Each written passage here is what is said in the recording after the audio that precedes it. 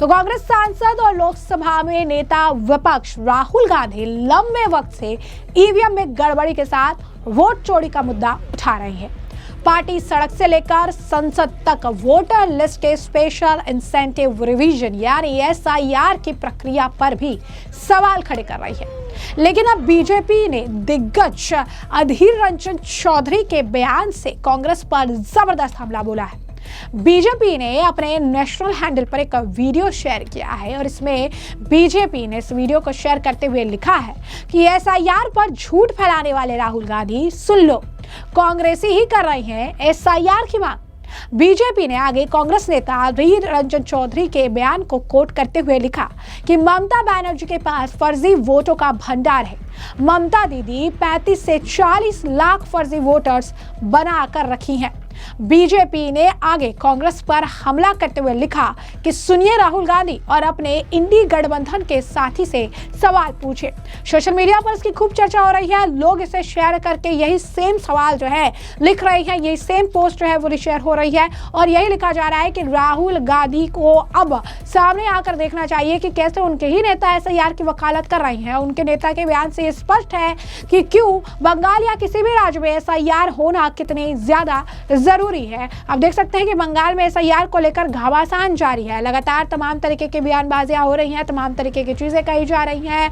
लगातार जो है ममता बनर्जी भी काफी इस मामले को लेकर प्रदर्शन करने की बात कर रही है। संसद में इस मामले को उठाया गया, एसआईआर के खिलाफ वहां भी प्रदर्शन कर रही हैं, वोट चोरी का मुद्दा उठा रही हैं, ईवीएम पर तक सवाल उठा रहे हैं। अब ऐसे आपको बता दें कि पश्चिम बंगाल में आयोग ने वोटर लिस्ट से तकरीबन फर्स्ट फेज के बाद 58 लाख नाम हटाए हैं।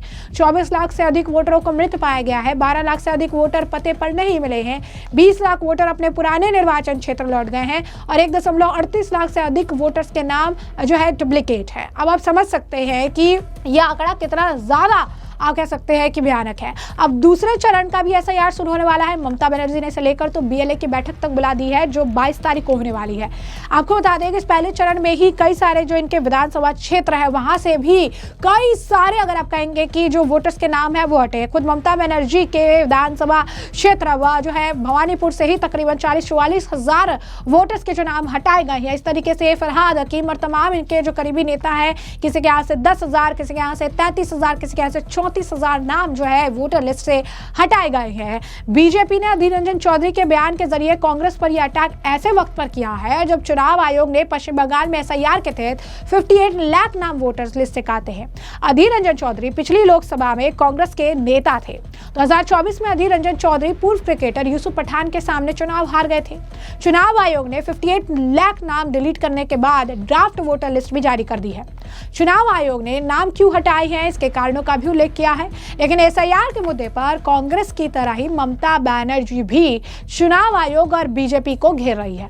अब बीजेपी ने पश्चिम बंगाल कांग्रेस के पूर्व प्रमुख के बयान को साझा करके कांग्रेस पर यह तंज कस दिया है क्योंकि राहुल गांधी लगातार ये एसआईआर और वोट चोरी का मुद्दा उठा रहे हैं। इस बीच आपको बता दें कि इस मामले को लेकर जो है सामयिक भट्टाचार्य का बयान भी सामने आया। उन्होंने तो साफ तौर पर यह कह दिया कि राहुल गांधी को अधीर रंजन चौधरी के घर जाना चाहिए, चाय पीना चाहिए, बैठना चाहिए और उनसे पूछना चाहिए कि अधीर रंजन चौधरी ने यह क्यों कहा था कि वोट की चोरी नहीं, पश्चिम बंगाल में वोट की डकैती हो रही है। सुनिए क्या कुछ कह रही है सामयिक भट्टाचार्य। अरे संसद में जब गृह मंत्री जी बोल रहे थे तब तो दुमदुमा के भाग गया और भागने वाला के एकदम पहले जो खड़ा था वही है राहुल गांधी।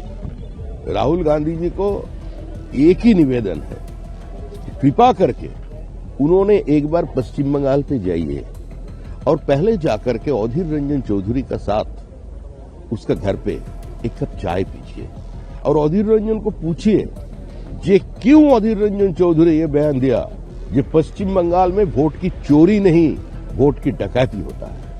सारे बांग्लादेशी घुसपैठियों और जिहादी को वोटर लिस्ट में नाम उठाना और 15 साल का बाप, ऐसा कितना हजारों है जो 15 साल की उम्र में बाप बन गया।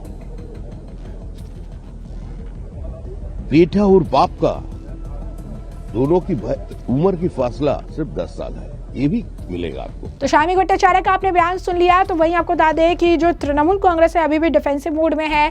कुणाल घोष या इनके जो अन्य नेता हैं वो इस तरीके से एसआईआर के डिफेंस में जो है अपने बयान दे रहे हैं, तमाम तरीके की चीजें कह रहे हैं। उनका मानना है कि जो चीजें हो रही है सही नहीं है, एसआईआर करके ये क्या करेंगे, ये कह रहे हैं कि हमारा वोट शेयर बढ़ जाएगा, ये नाम हटा रहे हैं, नाम काट रहे हैं, ऐसी राजनीति कर रहे हैं, लेकिन हमारा परसेंटेज जो है बढ़ेगा। सुनिए क्या कुछ कहा कुणाल घोष ने।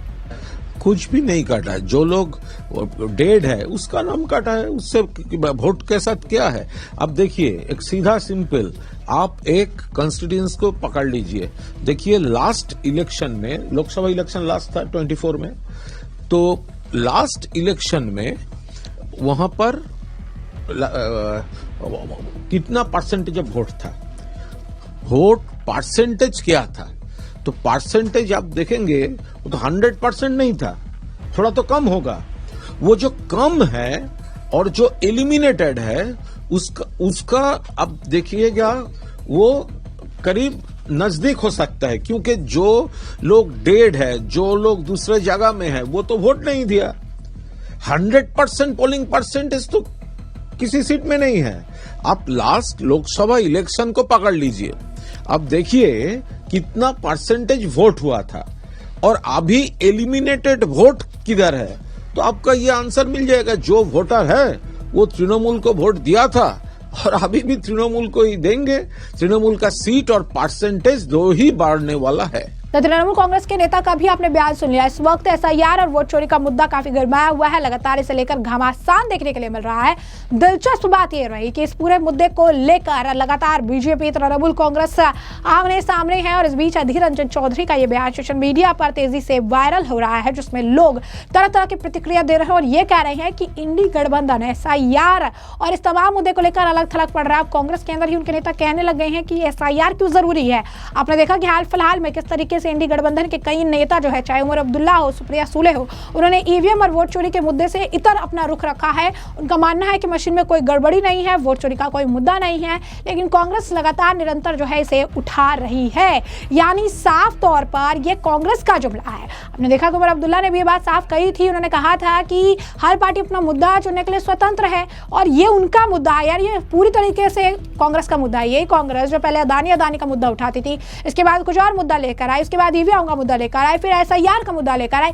पश्चिम बंगाल में इसे लेकर हो हल्ला मचाया गया, लेकिन पहले चरण के एसआईआर में ही 58 लाख नाम जो है वो काट दिए गए। बताया हमने आपको रीजन की क्या है। अब सेकेंड चरण जो है एसआईआर का वो पश्चिम बंगाल में शुरू हो रहा है। कहा जा रहा है कि यह आंकड़ा करोड़ों में जा सकता है। 1 करोड़ फर्जी जो है वोटर्स होने का दावा तो शुभेंदु अधिकारी और पश्चिम बंगाल में बीजेपी के कई नेता कर चुके हैं, लेकिन पहले ही फेज में 58 लाख नाम कट जाने से साफ हो गया है कि दूसरे चरण के एसआईआर तक यह आंकड़ा करोड़ों में पहुंच जाएगा और उनके दावे काफी हद तक सही भी साबित हो सकते हैं।